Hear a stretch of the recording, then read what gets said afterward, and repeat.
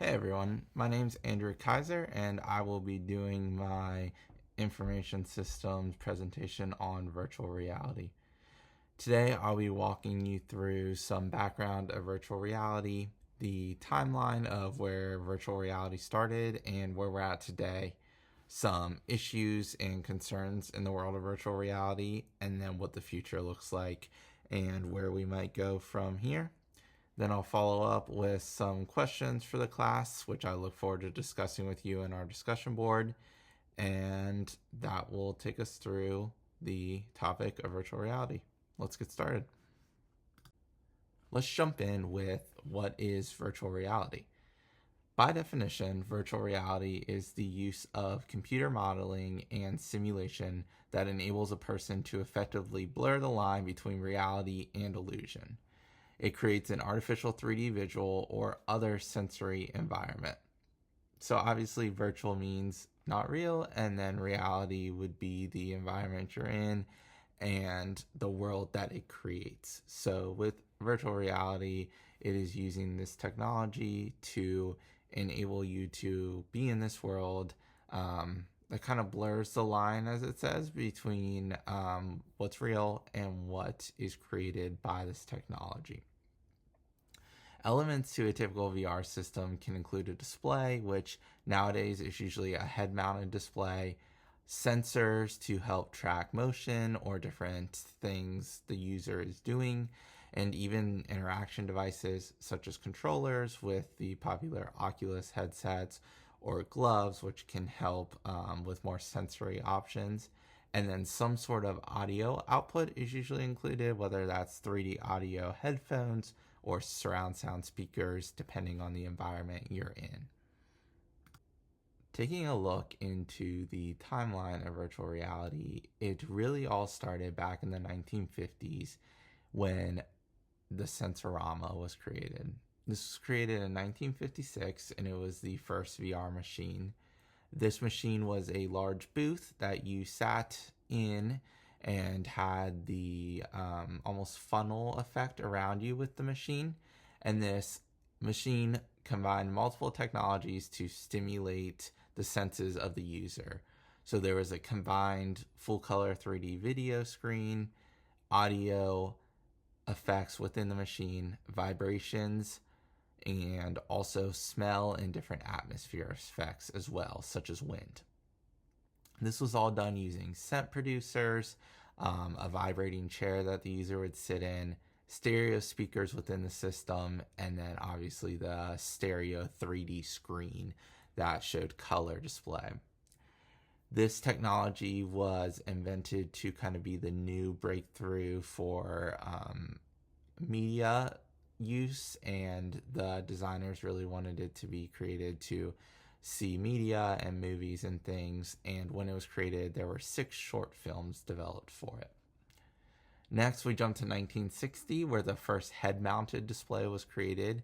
This was called the Telesphere, and it was built with video screens for each eye. So there were 2 different screens, and it sat on the head.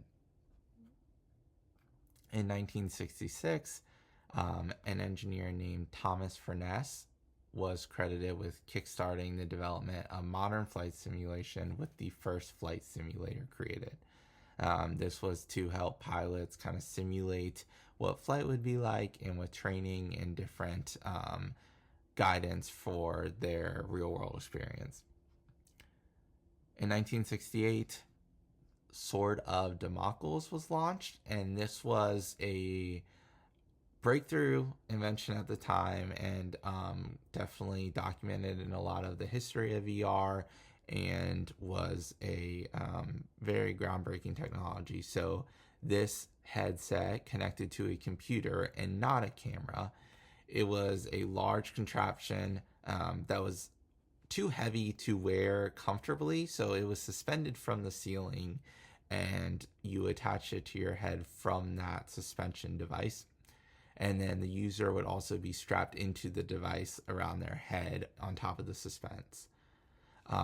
The device had computer generated graphics that were very basic, and the rooms and objects displayed were very primitive. and not as advanced or visually appealing. But it started to get more into more of the design that we see today with those head-mounted virtual headsets. Then from 1970 to 1990, there weren't a lot of commercial improvements or advancements. It was more taking a step back and using virtual reality in ways to help in the medical, flight, and scientific fields. So trying to find ways to turn those fields into a virtual reality training base or ways to learn more through virtual reality technology.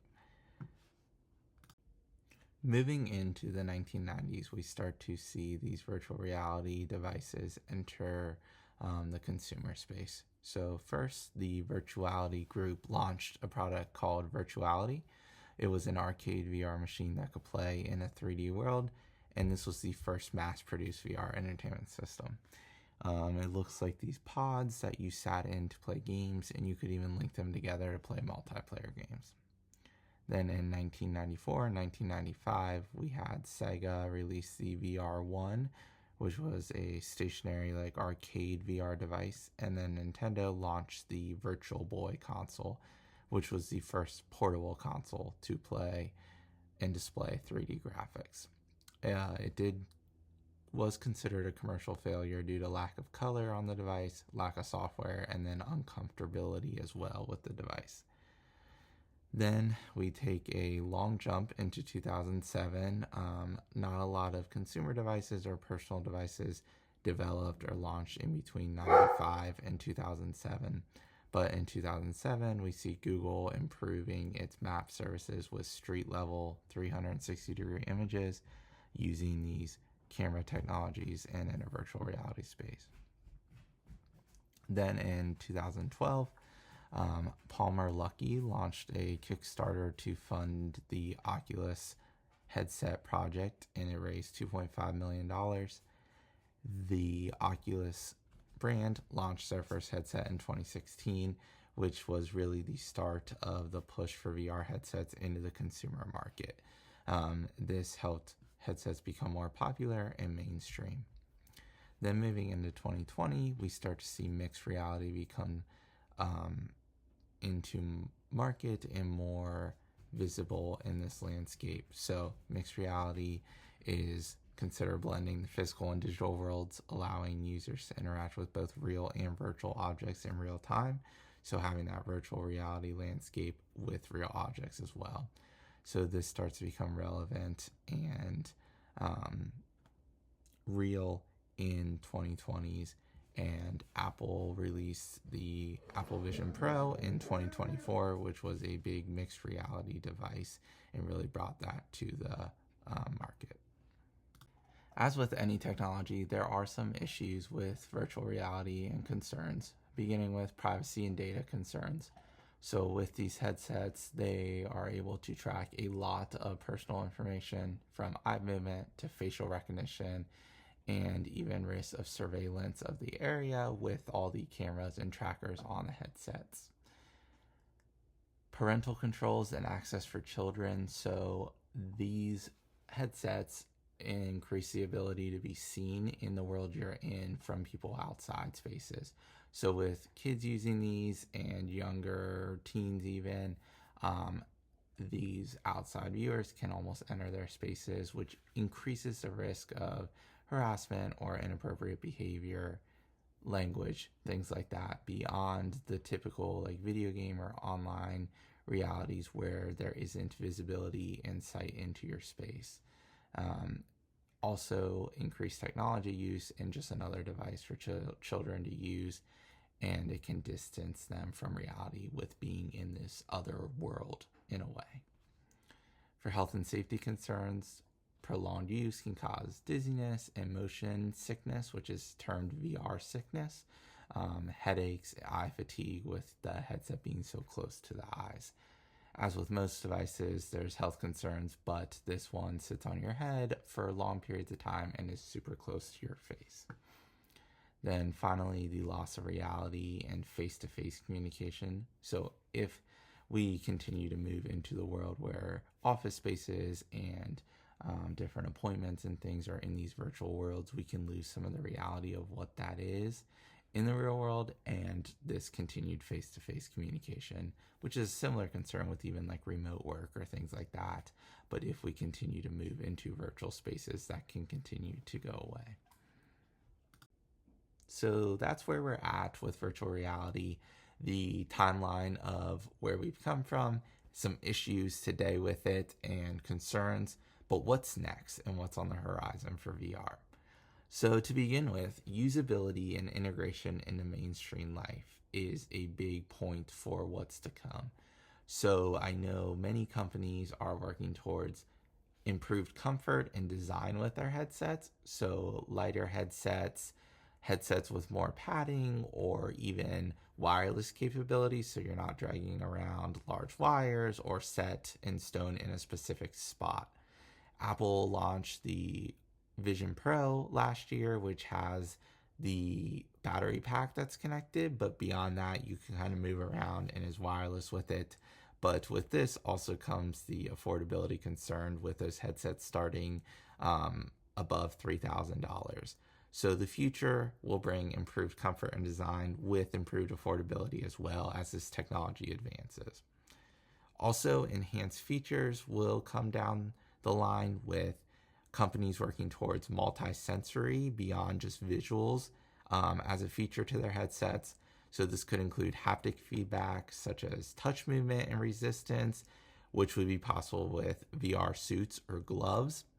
Also, Disney recently announced that they're working on like a walk pad that you would stand on, and that would move and rotate as you have different interactions within that virtual world.